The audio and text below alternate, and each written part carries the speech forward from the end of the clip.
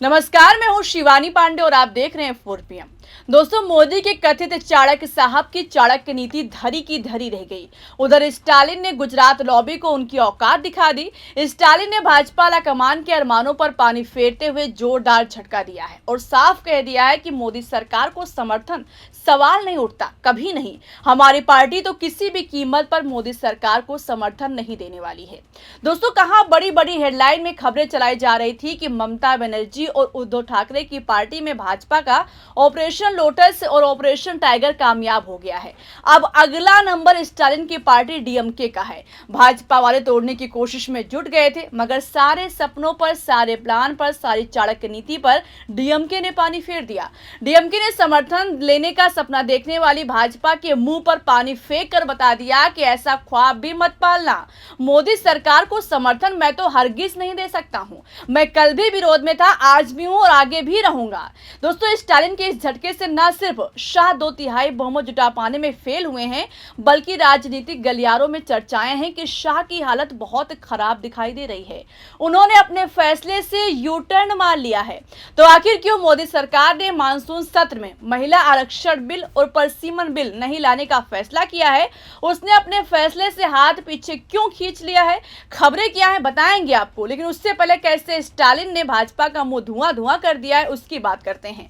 दोस्तों, सबसे पहले आप इस खबर को देखिए। लिखी हुई है कि डीएमके ने बीजेपी की उम्मीदों को दिया झटका। उदयनिधि स्टालिन बोले परसीमन बिल का समर्थन कभी नहीं करेंगे। एक और खबर पर गौर कीजिएगा। पहले भी विरोध किया, आगे भी करेंगे। उदयनिधि बोले परसीमन पर डीएमके का स्टैंड क्लियर है। तो दोस्तों, डीएमके नेता उदयनिधि स्टालिन ने क्लियर कर दिया है कि चाहे भाजपा वाले धरती आसमान एक कर दें, लेकिन उनका स्टैंड क्लियर है, अपने फैसले से पीछे नहीं हटेंगे। स्टालिन ने कहा कि जब हम इस बिल का विरोध शुरू से करते आए हैं तो आगे भी करते रहेंगे। इस बिल को समर्थन देने का कोई सवाल ही नहीं पैदा होता है। बात दोस्तों एकदम बिल्कुल सही है। डीएमके पहले भी संसद में 131वें संविधान संशोधन विधेयक का विरोध कर चुकी है। तब डीएमके प्रमुख एमके स्टालिन ने विरोध के तौर पर परसीमन बिल की कॉपी जलाई थी, मगर इंडिया गठबंधन से डीएमके के बाहर होने के बाद ऐसी खबरें आने लगी थी कि संसद में एनडीए को परसीमन बिल पर अब डीएमके का साथ मिलेगा। जब कांग्रेस से अनबन हो गई तो मौके का फायदा उठाकर भाजपा वाले डीएमके नेताओं को मनाने की कोशिश में भी लग गए थे, मगर कोई दांव कामयाब नहीं हुआ। दरअसल भाजपा इस जुगाड़ में थी कि ममता बनर्जी और उद्धव ठाकरे के बागी सांसदों का समर्थन मिलने के बाद लोकसभा में एनडीए के पास लगभग 318 सांसद हो चुके हैं। अगर डीएमके के 22 लोकसभा सांसद समर्थन दे देंगे तो आंकड़ा 340 का हो जाएगा और लोकसभा में इस बिल को पास करने के लिए कम से कम 362 वोटों की जरूरत होगी, जबकि राज्यसभा में 164 सांसदों का समर्थन जरूरी है।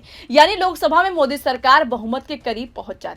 मगर स्टालिन की पार्टी ने अपना स्टैंड एकदम साफ कर दिया है।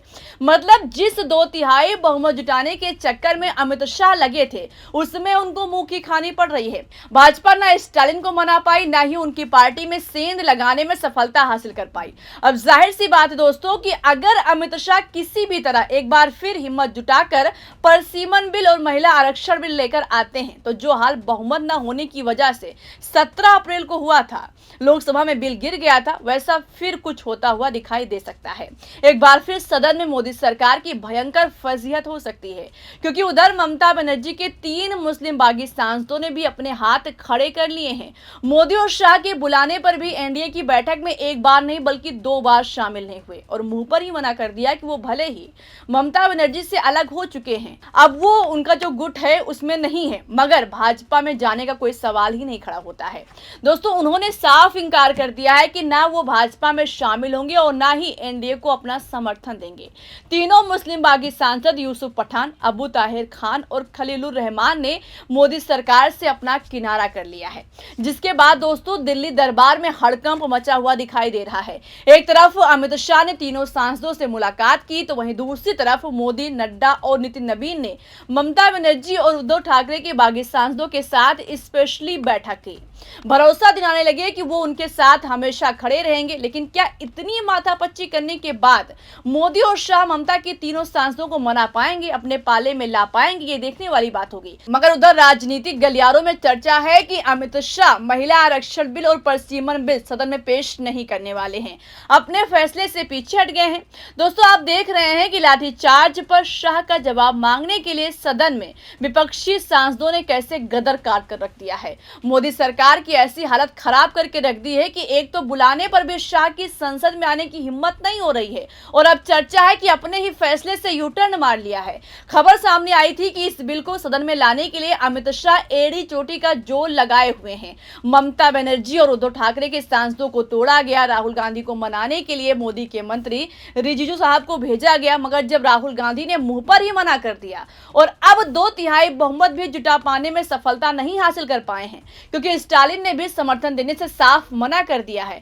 तो ये एबीपी के पत्रकार अंकित गुप्ता हैं, जो संसद कवर करते हैं। इनका कहना है कि इस सत्र में बिल नहीं आएगा। हालांकि दोस्तों, एफसीआरए बिल लाने की कोशिश में मोदी सरकार जोर शोर के साथ जुटी हुई है, मगर महिला आरक्षण बिल और प्रसीमन बिल, जिसके लिए 3 महीने से 2/3 बहुमत जुटाने के लिए भाजपा वाले सारा सिस्टम लगाकर जुटे थे, उस पर सस्पेंस अभी बना हुआ है।